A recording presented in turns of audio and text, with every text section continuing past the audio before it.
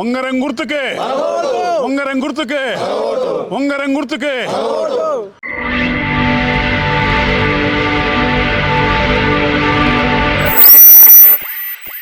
అందరికి నమస్తే. నేను మీ జర్నలిస్ట్ మరియు యాంకర్ గొంగడి సీనన్న. మరి ఎలక్షన్లు వచ్చేసిన ఏడ చూసినా జోరుదార్ తిన్మారు మొత్తం మీద రచ్చరచ్చనే నడుస్తుంది. మరి మహేశ్వరం నియోజకవర్గంలోని తుమ్మలూరు గ్రామానికి అయితే వచ్చిన. మరి గ్రామానికి ఎందుకు వచ్చిన అంటే తుమ్మలూరు పేరుకేమో పెద్ద ఉంటుంది కానీ మరి లోపలికి వచ్చి చూస్తే మొత్తం ఆగమే ఉంటుంది. ఎందుకు ఇట్లా చెప్తున్నా అంటే ఎంట్రీలో చూసుకున్నట్టయితే రోడ్డు గురించి అయితే చాలా రోజులు మస్తు పోరాటం జరిగింది. ఇప్పుడైతే సగం వేసారు, మిగతా సగం అట్లనే ఉంది. మళ్ళీ కూడా అయినా ఊర్లోకి వచ్చిన మరి గ్రామంలో ఉన్నటువంటి పెద్ద మనుషులు మనతో పాటు అందరూ కూడా ఉన్నారు. మరి ఇక్కడ ఉన్నటువంటి సీనియర్ నాయకుడు మరి అన్న పేరు క్లియర్గా అడిగే ప్రయత్నం చేస్తే, ఎందుకంటే ఇప్పటి వరకు అన్న అయితే నాకు సమయం ఇయ్యాల కష్టం మీద నాకు ఇచ్చిండు. అన్న నమస్తేనే. నమస్తేనే. ఏం పేరే అన్న? నా పేరు కడారి జంగయ్య యాదవ్. కడారి జంగయ్య యాదవ్. అన్న ఎట్లున్నవే? Very good. అందరూ మంచిగా, చాలా బాగురు. అవును. అమ్మ నాయన పేరు ఏం పేరు? అమ్మ పేరు కిష్టమ్మ, నాన్నగారి పేరు రాములు. ఎట్లున్నారు అమ్మ నాయన? ఇద్దరు కూడా స్వర్గీస్తులేరు. ఏం రంది పడద్దు, ఎందుకంటే వాళ్ళు ఇప్పుడు దేవుళ్ళు అయిపోయారు. మనకు జన్మనిచ్చారంటే వాళ్ళు దేవుళ్ళు అయిపోయారు. ఎలాంటి బాధపడాల్సిన అవసరం లేదు. చెప్పాలి అన్న. మరి మొత్తం మీద కడారి జంగన్న ఈరోజు అవకాశం ఇవ్వడం నాకైతే హ్యాపీగా ఉంది. నిన్ను కుల్లంకులు ఒక 4-5 ముచ్చట్లు అడగదలుచుకున్నా. మరి చెప్పనీక సిద్ధంగా ఉన్నావా? సిద్ధం. చెప్పాలి. మరి రాజకీయ జీవితం ఎప్పటి నుంచి మొదలైంది, ఎట్లా మొదలైంది? నా రాజకీయ జీవితం 1984 నుండి మొదలైంది. నేను మొట్టమొదటిగా రాష్ట్రీయ స్వయంసేవక సంఘ కార్యకర్తగా, ఆ తర్వాత కాలేజీ లెవెల్లో ఏబీఈపీగా ఆ విధంగా కొనసాగుతూ 84లో మా గ్రామంలో భారతీయ జనతా పార్టీ వ్యవస్థాపకం జరగడం జరిగింది. అప్పటి నుండి చాలామంది వివేకానంద యువజన సంఘ సభ్యులు, నాకంటే పెద్దవాళ్ళు, సీనియర్లు, వాళ్ళందరూ కూడా యువజన సంఘంలో ఉండి నాకు వివేకానంద యొక్క ఆదర్శాలు, అటల్ బిహారీ వాజ్పేయి గారి, అద్వానీ గారి యొక్క ఐడియాలజీ ఆ రోజు నచ్చి భారతీయ జనతా పార్టీ ఈ దేశానికి దిక్సూచి అని నమ్మి భారతీయ జనతా పార్టీలో ఈ రోజు వరకు కూడా కొనసాగుతున్నాను. అదేవిధంగా 1988లో ఈ గ్రామము నాకు ఒక వార్డు సభ్యుడిగా, గ్రామ పంచాయతీ సభ్యునిగా చేయడం జరిగింది. 88లో. అదేవిధంగా 95లో సర్పంచ్గా కొనసాగడం జరిగింది. ఈ విధంగా కంటిన్యూగా ఈ గ్రామము భారతీయ జనతా పార్టీకి ఒక ఆయుపట్టుగా, ఈ మండలంలోనే కాదు కాన్స్టిట్యున్సీలో కూడా ఒక పెద్ద ఆయుపట్టుగా ఈ గ్రామం నిలవడం జరిగింది. ఒక్క నిమిషం ఆగి. 88లోనే అన్న వార్డ్ మెంబర్ చేసిండట. అంటే 80 నేను పుట్టినప్పుడే అన్న వార్డ్ మెంబర్. ఊరిని అంటే ఎక్స్పీరియన్స్, జబర్దస్త్ ఎక్స్పీరియన్స్ ఉన్నట్టుంది. ఇంకా ఆడికెళ్ళి 95లో సర్పంచ్ నన్ను. సర్పంచ్? వామ్మో. 2001 వరకు. 2001 వరకు. మరి ఎట్లెట్లా చేసినావు, ఏమేమి చేసినావు, గ్రామాన్ని ఏ వైపు ముందుకు తీసుకెళ్ళినావు? అయితే అప్పుడు ఉన్నటువంటి యువకులు, అంటే ఈ ఊర్లో విద్యావంతులు బాగా ఉండేవి, అదేవిధంగా ఉద్యోగస్తులు కూడా ఉండేవాళ్ళు. వాళ్ళందరూ కలిసి ఏమన్నారంటే ఒక విద్యావంతుడు ఈ ఊరికి సర్పంచ్ కావాలి. మేమైతే గతంలో మేము ఊహించుకున్నాం ఈ గ్రామాన్ని ఏ విధంగా అభివృద్ధి చేయాలని చెప్పేసి మాకు ఒక ఐడియా ఉందో, ఈ యువకుని ద్వారానే ఈ అభివృద్ధి చేయగలుగుతామని చెప్పేసి ఈ గ్రామంలో ఉన్నట్టు అన్ని వర్గాల వాళ్ళు, అన్ని కులాల వాళ్ళు, విద్యావంతులు, మేధావులు, ఉద్యోగస్తులు, అదేవిధంగా అన్ని కులాల వర్గాలందరూ కూడా కలిసి నాకు సర్పంచ్గా ఇచ్చిన తర్వాత నేను సర్పంచ్గా ఆ రోజు ఇచ్చినటువంటి మాట, ఈ గ్రామంలో పాఠశాల, అదేవిధంగా బడి అని గుడి అనే ఒక నిదానంతో, మరి అదేవిధంగా ఈ గ్రామాన్ని మంచి పారిశుభ్ర గ్రామంగా చేయాలి, ఆదర్శ గ్రామంగా తీర్చిదిద్దాలని చెప్పేసి ఒక సంకల్పంతో, అందరి ప్రోత్సాహంతో మరి ఈ గ్రామంలో పాఠశాల, ప్రాథమిక పాఠశాలనే ఉండే, దాన్ని హై స్కూల్ చేయడం జరిగింది. హై స్కూల్ చేశారు. టెంపుల్ కూడా బాగా లేకుండే, టెంపుల్ కూడా మరి అభివృద్ధి చేయడం జరిగింది. అదేవిధంగా మండలంలో ఎక్కడ కూడా లేనటువంటి సీసీ రోడ్లు ఇవ్వడం జరిగింది. సీసీ రోడ్లు. అదేవిధంగా హైదరాబాద్లో మున్సిపల్లో జరుగుతున్నటువంటి అండర్ డ్రైనేజ్ సిస్టమ్ అప్పుడు ఈ మండలంలో ఎక్కడా లేకుండా అండర్ డ్రైనేజ్ సిస్టమ్ ఇక్కడ ఏర్పాటు చేయడం జరిగింది. మొదటిసారి భూగర్భ మరుగునీరు అనేది ఏర్పాటు చేయడం జరిగింది. అప్పట్లో మొత్తం మీదికెళ్ళే ఉంటుండే, డైరెక్ట్ ఓపెన్ ఉంటుండే, కానీ ఇక్కడ మొదటిసారి డ్రైనేజ్ సిస్టమ్ చేయడం జరిగింది. సూపర్. అదేవిధంగా మెర్కురీ లైట్స్, స్ట్రీట్ లైట్స్ కూడా చిన్న బల్బులు ఉంటుండే, మెర్కురీ లైట్స్ ఏర్పడింది. బస్ స్టాఫ్ ఏర్పడింది. అదేవిధంగా ఈ గ్రామంలో చాలా మందికి ఇండ్ల స్థలాలు సరిగ్గా లేక ఒకే ఇంట్లో ముగ్గురు పిల్లలు ఉంటే వాళ్ళందరూ కూడా ఒక్క ఇంట్లోనే ఇబ్బంది పడుతుంటే, నువ్వు ఇప్పుడు ఎక్కడైతే నిలబడ్డామో ఈ స్థలాన్ని 5 ఎకరాల 17 గుంటల భూమిని మరి తీసుకొని ప్రభుత్వానికి అప్పచెప్పి ప్రభుత్వం ద్వారా మరి ఇల్లు లేని, స్థలాలు లేని వాళ్ళకు 80 గజాలు ఇచ్చి ఇప్పుడు ఈ కాలనీ ఏర్పాటు చేయడం జరిగింది. అందుకే నా ఎంట్రీలో మొత్తం కడారి జంగయ్య యాదవ్ అని పెద్ద బోర్డు పెట్టిరు. మొత్తం మీద అయితే ప్లాట్లు అందరికి ఇచ్చినావు. ప్లాట్లందరికీ. ఎన్ని ప్లాట్లు ఇచ్చినావు? 250 మందికి కుటుంబాలకు ఇచ్చినాం మనం ఆ రోజుల్లో. 250. ఈ రోజు దాని వాల్యూ ఎంత తెలుసా? ఒక గజము 15,000 నుంచి 20,000 రూపాయలు ఉంటుంది ఇక్కడ. అబ్బబ్బబ్బబ్బా. అంటే ఎంతో మందికి ఈరోజు మనము అంటే గతంలో గ్రామంలో ఉన్నటువంటి పెద్దలు ఏ విధంగా నా మీద ఆశ పెట్టుకున్నారో, కేవలం నాయకుడినే కాదు ఓటేసుకొని పక్కతో పట్టాలనే ఆలోచన లేకుండే గ్రామ అభివృద్ధి నా అభివృద్ధి అని. అదేవిధంగా ఈ గ్రామం మొత్తం కూడా ఆంధ్రప్రదేశ్, ఉమ్మడి ఆంధ్రప్రదేశ్లో చంద్రబాబు నాయుడు గారు ముఖ్యమంత్రి, అటల్ బిహారీ వాజ్పేయి గారు ప్రధానమంత్రి గారు ఉండండి. ఈ గ్రామానికి ఉత్తమ అవార్డు కూడా రావడం జరిగింది. ఉత్తమ అవార్డు రావడం జరిగింది. దానికి అనుగుణంగానే ఒక 50,000 రూపాయలు గవర్నమెంట్ నాకు పారితోషికం ఇవ్వడం జరిగింది. ఆ 50,000ను అక్కడ అంగన్వాడీ స్కూల్కు డొనేట్ చేయడం జరిగింది, స్పాన్సర్ చేయడం జరిగింది. అంటే ఈ వ్యవసాయం మీద ఆధారపడేటువంటి గ్రామం ఇది. ఎట్ ద సేమ్ టైం వ్యవసాయంతో పాటు పాడి పరిశ్రమలు కూడా ఈ యొక్క గ్రామం ఉంది. పండ్లు, కూరగాయలు, రకరకాలమైనటువంటి పూల తోటలు ఇవన్నీ కూడా ఈ గ్రామంలో పండించేవాళ్ళు. ఇవన్నీ కూడా హైదరాబాద్కు సరఫరా అయ్యేది. అవునే అన్న, ఇంతకు నువ్వు ఏం చదువుకున్నావే? నేను ఇంటర్మీడియట్ చేసిన. ఇంటర్మీడియట్ చదివి ఇంత పర్ఫెక్ట్గా మాట్లాడుతున్నావే, నాకు అర్థం కాదు. ఇంకా పెద్ద చదువులు చదివితే ఇంకా జబర్దస్త్ ఉన్నట్టుందిగా. అనుభవంతో వస్తున్న చదువుతో కాదు, వినయం కూడా ఉండాలి, అనుభవం కూడా ఉండాలి. ఎక్స్పీరియన్స్ మోస్ట్ అని ఉంటుంది కదా, ఆ ఎక్స్పీరియన్స్ తోటి చాలా అవసరం. కాబట్టి అంటే రోజు ఈ ఎక్స్పీరియన్స్ ద్వారా మనం చాలా విషయాల మీద దృష్టి కేంద్రీకరిస్తాం కాబట్టి అది అనుభవంతో వస్తుంటాయి కాబట్టి. ఓకేనే, మొత్తం మీద సర్పంచ్ అయినా మీ గ్రామంలో అభివృద్ధిలో భాగంగా బస్ స్టాప్ తెచ్చినావు, సీసీ రోడ్లు తెచ్చినావు, ఇక్కడ ఉన్నటువంటి గ్రామస్తులకి ప్లాట్లు ఇచ్చినావు. ఫైనల్గా మళ్ళీ తాప మరి సర్పంచ్కి పోటీ చేయలేదా? అప్పుడు చేయడం జరిగింది. సెకండ్ 2001లో చేయడం జరిగింది. 3 చిల్డ్రన్స్ అది చట్టం వచ్చిండే. అవును, ఆ చట్టం వల్ల నేను రిజెక్ట్ అవ్వడం, మళ్ళీ దానికి అనుగుణంగా వచ్చింది. కానీ నాకు సమయం లేకుండే 16 ఓట్లతోటి ఓడిపోవడం జరిగింది. జస్ట్ 16 ఓట్లే. 16 ఓట్లతో. నేను పుట్టినా బాగుండు, కానీ నా పిల్లలు అందరిగట్లు ఓట్లేస్తే మళ్ళీ గెలిపించుకునే అవకాశం ఉంటుండే, అవకాశం లేదు. ఓకే, అట్లా మిస్ అయినావు. మళ్ళీ ఇప్పుడున్నటువంటి రాజకీయాల్లో భాగంగా ఇప్పుడు మీ దగ్గర అయితే సర్పంచ్ ఎలక్షన్స్లో వచ్చినాయి. మరి మీ గ్రామంలో మరి ఎవరిని నిలబెట్టినావు, మరి ఎట్లా ముందుకు తీసుకుపోతున్నావు, అసలు ఎట్లెట్లా కార్యాచరణ ఏం చేద్దాం అనుకుంటున్నావు ఇంతకు? అంటే నేను ఓడిపోయిన తర్వాత కూడా మళ్ళీ ఎంపీటీసీ ఇక్కడే మనం గెలిచినాం. భారతీయ జనతా పార్టీ నుంచి గట్టగల్ల వెంకటయ్య అని ఎస్సీ రిజర్వేషన్ ఉంటాయి, అది గెలిచినాం. మళ్ళీ మొన్నటికి ఇప్పటి వరకు ఇదే రామరెడ్డి గారు, మన ప్రస్తుతం కూడా ఎంపీటీసీ మధ్య రామరెడ్డి గారు అని. ఈ విధంగా మాకు గ్రామం మాకు ఏదో రకంగా మాకు అధికారం ఇవ్వడం జరుగుతుంది, ఇస్తూనే ఉంది. కాబట్టి ఇప్పుడు జరుగుతున్నటువంటి ఎన్నికలలో మేము ఒకటే అడుగుతున్నాం, గతంలో చేసిన అభివృద్ధి మాత్రమే ఉంది ఇక్కడ. 3 సర్పంచులు మారినా, 4 సర్పంచులు మారినా అభివృద్ధికి ఎక్కడ కూడా నోచుకోలేకపోయింది. ఎక్కడ వేసిన గొంగడి అక్కడే ఉంది. అంటే కేవలం ఈ గ్రామం మీద ఆదాయం వస్తే తన స్వార్థాల కొరకు ఉపయోగించుకోబడుతుంది. కాబట్టి నేను అనుకున్నాను ఏంటంటే, మళ్ళీ ఒక అవకాశం బీసీ మహిళ వచ్చింది, ఒక విద్యావంతురాలు, తర్వాత చురుకైనటువంటి వాళ్ళ భర్త కూడా చురుకైనటువంటి వ్యక్తి, తుమ్మటి కృష్ణ అని వాళ్ళ భార్య గారు, వాళ్ళ సతీమణి గారు, అండాలు గారు.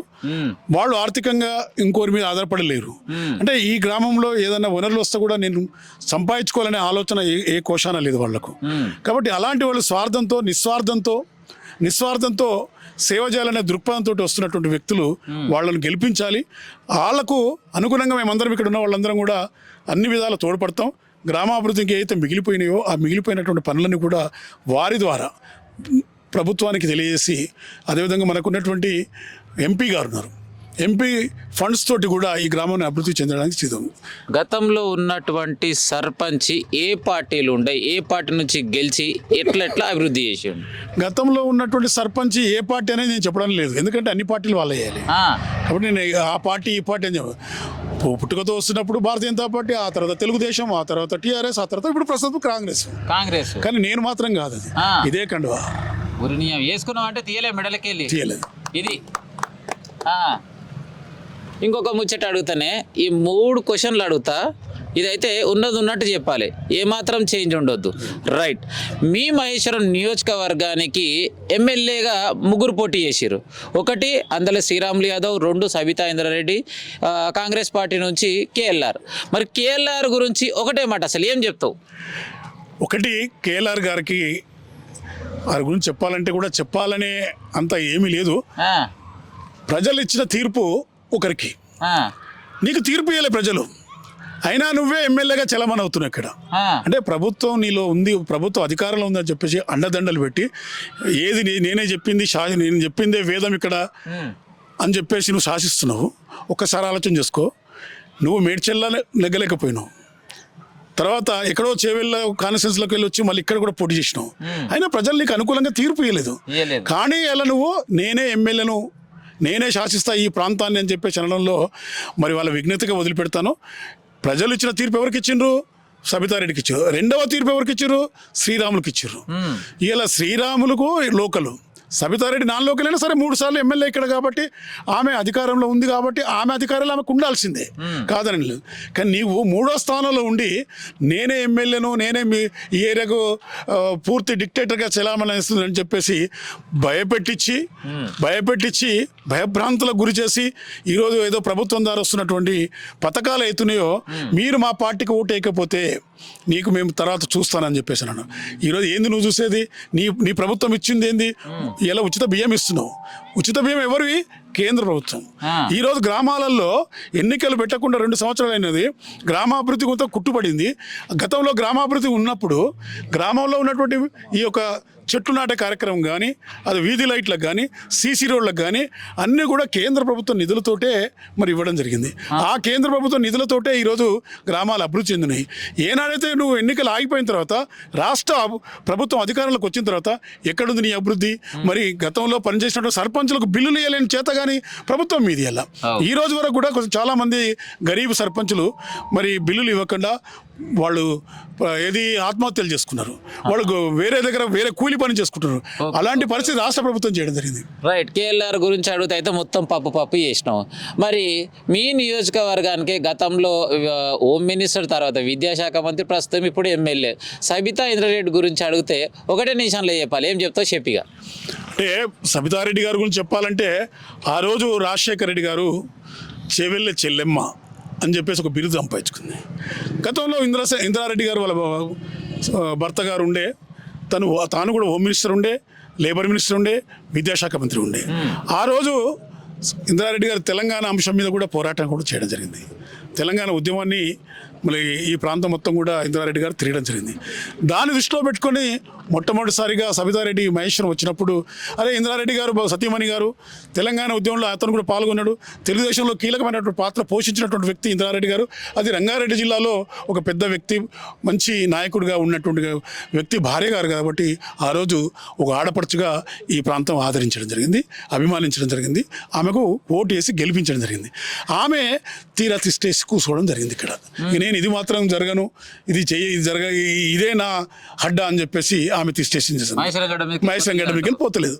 కానీ మా మహేశ్వరంలో ఉన్నటువంటి నాయకత్వం ఎక్కడైతే ఈ ప్రాంతంలో ఈ సిటిజన్స్ ఎవరైతే లీడర్షిప్ ఉందో ఆ లీడర్షిప్లో ఆ యొక్క ఆలోచన చేస్తలేదు. ఈ ప్రాంతంలో మేమున్నాము, రాజకీయ పార్టీలు ఎన్నో పార్టీలు ఉన్నాయి, మేము కూడా రాజకీయ నాయకులుగా ఎదుగుతున్నాము కాబట్టి మాకు ఈ అవకాశం కల్పించాలని ఇటు టీఆర్ఎస్ కానీ, ఇటు బీజేపీ కానీ, ఇటు తెలుగుదేశం కానీ, ఇటు కాంగ్రెస్ కానీ స్థానిక నాయకులలో అది ఆలోచన విధానం రాకపోవడం వల్లనే ఆమె ఈ రోజు వరకు ఈ ప్రాంతం నుంచి ప్రాతినిధ్యం వహిస్తుంది. So right. మరి సబితా ఇంద్రారెడ్డి గురించి అడిగితే ఈ విధంగా చెప్పడం జరిగింది. ఫైనల్గా మీ పార్టీకి చెందినటువంటి వ్యక్తి అందల శ్రీరాములు యాదవ్ గారి గురించి ఏం చెప్పబోతే, ఒకవేళ ఈ కంటెంట్ మీరు చెప్పిందానంటే ప్రజలు ఓట్లేయడానికి సిద్ధంగా ఉన్నారా లేని అంశంలో శ్రీరాములు యాదవ్ గురించి ఒక్క నిమిషం కూడా చెప్పను, నేను 1/2 నిమిషంలోనే ఖతం చేయాలి. నాకు శ్రీరాములు నిరుపేద కుటుంబంలోకి వెళ్ళి వచ్చినోడు, కష్ట సుఖాలు తెలిసినోడు, తాను మొదటి నుంచి ఆర్ఎస్ఎస్ భావజాలతో పెరిగినోడు, వ్యాపారాలు పాల వ్యాపారి. తాను ఆర్థికంగా కొద్దిగా ఎదిగిన తర్వాత నేను ఆర్థికంగా ఎదిగినాను, బడుగు బలహీన వర్గాల వ్యక్తిని, ఈ ప్రాంతంలో నాకంటూ ఒక అవకాశం వస్తే నేను ఖచ్చితంగా కూడా నేను ఈ సేవలు అందిస్తానని చెప్పేసి భారతీయ జనతా పార్టీ అభ్యర్థిగా నాకు అవకాశం ఇవ్వనంటే భారతీయ జనతా పార్టీ అవకాశం ఇవ్వడం జరిగింది. ఓడిపోయినా కూడా ఈ ప్రాంతాన్ని పట్టుకొని మరి ప్రతి కార్యకర్తను తట్టి లేపి ఎక్కడ కష్టం వచ్చినా నష్టం వచ్చినా ఏ ఇబ్బందులు వచ్చినా నేనున్నానని చెప్పేసి పిలిస్తే పలికే నాయకుడుగా మరి అందల శ్రీరాములు గారు ఉన్నారు. కాబట్టి మరి రెండోసారి ఓడిపోయినా కూడా మళ్ళీ నేనున్నానని చెప్పేసి ఈరోజు ఇక్కడ ప్రజాప్రతినిధులు పోటీ చేస్తున్న ధైర్యం చెప్పి మీరు ఎన్నికలలో పోటీ పడండి, ఖచ్చితంగా గెలవాలి, భారతీయ జనతా పార్టీకి మంచి బహుమతి మీ ఈ ఏరియా నుంచి ఇవ్వాలని చెప్పేసి శ్రీరాములు గారు కూడా మరి పార్టీ పట్టుకొని ప్రాంతాన్ని విడవకుండా మొక్కబోకుండా మరి ఈరోజు పార్టీ కొరకు కష్టపడుతున్నాడు. అబ్బా, నేను ఇచ్చిన టైం కంటే ఇంకా తక్కువనే తీసుకొని చెప్పిండు, కానీ ముచ్చట అయితే నాకు మస్తు నచ్చింది. ఫైనల్గా అడుగుతా, ఈరోజు మీ గ్రామంలో ఉన్నటువంటి బీజేపీ కార్యకర్తలపై మీ అభిప్రాయం? భారతీయ జనతా పార్టీ కార్యకర్తలు ఈ ప్రాంతంలో పొద్దులు లేస్తే వ్యవసాయం మీద ఆధారపడి ఉంటారు. గొర్రెల కాపర్లు ఉన్నారు, బర్రెల కాపర్లు ఉన్నారు, వ్యవసాయ కూలీలు ఉన్నారు. హైదరాబాద్లో ఏదో ప్రైవేట్ కంపెనీలలో పనిచేస్తున్నారు. వీళ్ళు చిల్లరగా ఎక్కడ పడితే అక్కడ ప్యాకాట వ్యక్తులు కారు, తాగుబోతులు గారు, తిరుగుబోతులు గారు. తన కష్టాన్ని తాను చేసుకొని సమయం ఉన్నప్పుడు పార్టీ కొరకు పనిచేసే వ్యక్తులే ఈ ఊర్లో భారతీయ జనతా పార్టీ కార్యకర్తలు ఉన్నారు. అట్లాంటి కార్యకర్తలు 150 మంది కార్యకర్తలు ఈ ఊర్లో ఉన్నారు. 150 మంది విద్యావంతులు ఉన్నారు, చదువు రాని వాళ్ళు ఉన్నారు, చదువుకున్న వాళ్ళు ఉన్నారు, బీజేపీ అంటే ప్రాణం ఇచ్చే వాళ్ళు కూడా ఉన్నారు. కాబట్టి అలాంటి కార్యకర్తలు ఇంకా ఈరోజు ఈ పార్టీలో ఉన్నారు. పార్టీకి ఎంతోమంది వాళ్ళకి ప్రలోభాలు పెట్టినా అమ్ముడు పోయే కార్యకర్తలు లేరు. అవతల పార్టీలో మా దగ్గర రమ్మంటాం, కానీ మా పార్టీలో అవతల పార్టీకి పోరు, ఛాయిస్ ఇవ్వరు కూడా ఇవ్వరు. కాబట్టి పార్టీ పటిష్టంగా ఉంది. ఖచ్చితంగా ఈరోజు ఈ ఊర్లో అన్ని వాళ్ళు గెలుస్తాం. సర్పంచ్తో పాటు అన్ని వాళ్ళు కూడా ఖచ్చితంగా గెలిచి చూపిస్తాం. ప్రజలు మా వంపు ఉన్నారు, ప్రజలు ఆశిస్తున్నారు. ఖచ్చితంగా ఇలాంటి వ్యక్తే మాకు సర్పంచ్ కావాలని చెప్పేసి ప్రజలు రేపు 17వ తారీఖు నాడు మరి సర్పంచ్. ఒక్క నిమిషం, ఇది మాత్రం ఫైనల్ క్వశ్చన్. ఇప్పుడు చూసుకున్నట్టయితే సెంటర్లో బీజేపీ ఉంది, స్టేట్లో వచ్చేసి కాంగ్రెస్ ఉంది. ఒకవేళ గనక మీ గ్రామం నుంచి మీరు అందరు కష్టపడ్డారు, మీ క్యాండిడేట్ గెలిచిండే అనుకుందాం, ఏ విధంగా మీ గ్రామాన్ని అభివృద్ధి వైపు తీసుకెళ్లే అవకాశాలు ఎట్లున్నాయి? మంచి ప్రశ్న ఇష్టం. ఇప్పటి వరకు కేంద్రం మీదనే నడుస్తుంది గ్రామాలలో గ్రామ పంచాయతీలో సిబ్బంది జీతాల కాడికి వెళ్ళి మొదలు పెడితే green and clean and green ఏదో చెట్టుకు ట్రీ గార్డ్ వేస్తారు చూడు, అక్కడి నుంచి బ్లీచింగ్ పౌడర్ కాడికి వెళ్ళి, ఫినాయిల్ కాడికి వెళ్ళి, వీధి లైట్ల కాడికి వెళ్ళి కూడా కేంద్రం ఇచ్చినటువంటి నిధులతోటి నడుస్తుంది. మాకు పార్లమెంట్ సభ్యుడు ఉన్నాడు, మొన్నటికి మొన్న ప్రకటన కూడా చేయడం జరిగింది. ఏ భారతీయ జనతా పార్టీ సర్పంచ్ ఏ గ్రామంలో గెలుస్తాడో ఆ గ్రామానికి 10 లక్షల రూపాయలు నా ఎంపీ నిధులతోటే ఇస్తామని చెప్పేసాను. 10 లక్షల ఎంపీ నిధి. మరి కేంద్ర నిధులు ఉంటాయి, 10 లక్షల రూపాయలు పార్లమెంట్ సభ్యుడు ఉంటాయి. మా పంచాయతీకి వచ్చేటువంటి ఏ ప్రభుత్వం ఇవ్వకున్నా ఆటోమేటిక్గా మాకున్నటువంటి డెవలప్మెంట్ ఏరియాతో ఉన్నటువంటి పంచాయతీ నిధులే సరిపోతాయి. మాకు ఎవరి మీద డిపెండ్ ఇక్కడ ఎమ్మెల్యే తోటి అవసరం లేదు. ఇక్కడ 3వ స్థానంలో ఉన్నటువంటి కేఎల్ఆర్, నేను షాడోయిస్ట్ ఎమ్మెల్యే అని చెప్పుకున్నటువంటి వ్యక్తితో కూడా అవసరం లేదు మాకు. కాబట్టి మాకు మా నిధులే చాలు, మా కేంద్ర ప్రభుత్వం ఇచ్చే నిధులే చాలు. ఖచ్చితంగా ఈ ప్రాంతాన్ని మేము పూర్తి డెవలప్మెంట్ ఆల్రెడీ ఇచ్చినాం. మేనిఫెస్టోలో కూడా పెట్టడం జరిగింది. విద్యావంతుల గ్రంథాలయం కావాలని పెట్టడం జరిగింది. ప్రతి ఇంటికి మంచినీటిని నల్ల కుళాయి ఇస్తామని చెప్పడం జరిగింది. సీసీ రోడ్లు ఏదైతే మిగిలిపోయిన రోడ్లు చాలా మటుకు సీసీ రోడ్లు ఉన్నాయి. మిగిలిపోయినటువంటి రోడ్లు, డ్రైనేజీలు, అదేవిధంగా ప్రతి విద్యార్థికి స్కిల్ డెవలప్మెంట్. ఏ స్టూడెంట్ డ్రాప్ అవుట్ ఉన్నా, లేకపోతే డిగ్రీ చదువుకొని వేస్ట్గా ఉన్నా, వారికి అతనిలో ఉన్న వృత్తి నైపుణ్యత కల్పించి ఆ నైపుణ్యానికి బ్యాంకు ద్వారా మేము లోన్ ఇవ్వడానికి కూడా సిద్ధంగా ఉన్నాం. అదేవిధంగా మహిళలు ఉన్నారు, చాలామంది పనులు లేకుంటున్నారు. మహిళలకు వృత్తి విద్యా కోర్సులు, కుట్టు మిషన్ కావచ్చు, ఇంకే అల్లుడు కార్యక్రమాలు కావచ్చు, వాళ్ళకు కూడా అలాంటి కేంద్రాలు ఏర్పాటు చేయడం జరిగింది. చాలా మేము 10 అంశాలు తీసుకొని ప్రజల ముందుకు వస్తున్నాం. ఖచ్చితంగా మరి ఈ అభివృద్ధి చేస్తాము. అదేవిధంగా తప్పుతో పోతున్నటువంటి యువకులు ఉన్నారు, చాలామంది గంజాయి కానీ డ్రగ్స్ కానీ ఈ అలవాట్లు పడుతున్నటువంటి యువకులను కూడా వాళ్ళము పిలిపించి వాళ్ళకి అవేర్నెస్ చేసి ఇది మంచి సమాజం దృష్టిలో వాళ్ళు మంచి సమాజం వైపు నడిపించడానికి వాళ్ళకి అవేర్నెస్ ప్రోగ్రాం కూడా కల్పించాలనే ఆలోచనతోటి కూడా మేము ముందుకెళ్తున్నాం. ఇంకొక ముచ్చట ఆడుతున్నా, ఇది కొంచెం ఘాటుగా ఉంటుంది. బీజేపీ పార్టీ అంటేనే కులాలల్లో పంచాయతీ పెట్టే పార్టీ అంటారు, ఇది ఎంతవరకు కరెక్ట్ అంటావు? కులం ఎవరిది? ఎవరిది కులం అంటే ఎవరు? నువ్వు నిర్ణయించుకున్నావు కులం, నువ్వు నిర్ణయించుకున్నావు. కులాలు అనేటివి లేవు. అసలు నువ్వు చాతుర్వర్ణాలలో కులమే లేదు. కులం వృత్తిపరంగా వస్తుంది. ఏ వృత్తి వాళ్ళు ఆ కులంలో ఉంటారు. అంటే చాతుర్వర్ణాలు మనకు తెలుసు, వైశ్య, శూద్ర, బ్రాహ్మణ, క్షత్రియ, ఈ 4 వర్ణాలకి వెళ్ళి వచ్చిందే కులాలు వృత్తుల మీద ఆధారపడింది. కులం పర్టికులర్గా కులం అనేది లేదు. మీకు చాలా మటుకు తెలుసో తెలియదో పటేల్ అనే వ్యవస్థ ఉంటుంది. పోలీస్ పటేల్, మాలి పటేల్ చేసిన వాళ్ళే పటేల్. ఒక కులానికి సంబంధించిన వాళ్ళు పక్క గ్రామంలో ముస్లిం పటేల్ ఉంటాడు, ఒక గ్రామంలో గొల్లలు పటేల్ ఉంటారు, ఒక గ్రామంలో కురుమలు ఉంటారు, ఒక గ్రామంలో ఎస్సీలు ఉంటారు, ఒక గ్రామంలో మాలలు ఉంటారు. ఇవి కులాలు అనేది మీద భారతీయ జనతా పార్టీకి ఎక్కడ కూడా లేదు. అయితే నేనేం అడుగుతున్నా అంటే అందులో శ్రీరాములు యాదవ్ ఎక్కడ వెళ్ళి కూడా ఎక్కడ ప్రశ్నించినా కూడా మతాలలో చిట్టు పెట్టడానికి ప్రయత్నం చేస్తుండు అని అంటారు. దానిపైన మీ స్పందన? మతం అంటే ఏంది? మతం అంటే ఏంది? నీ ఒక మార్గాన్ని నిర్దేశించేది. హిందూ అనేది it is not religion. Hindu అనేది నీ జీవన విధానాన్ని నేర్పేది. తల్లిని తల్లిగాను, చెల్లిని చెల్లిగాను, అన్నను అన్నగా ప్రేమించి ఈ దేశం మీద పుట్టినటువంటి ఈ భారతదేశంలో ఉన్నటువంటి ప్రతి ఒక్క వ్యక్తి ఈ భరతమాతను పూజించమంటున్నాం.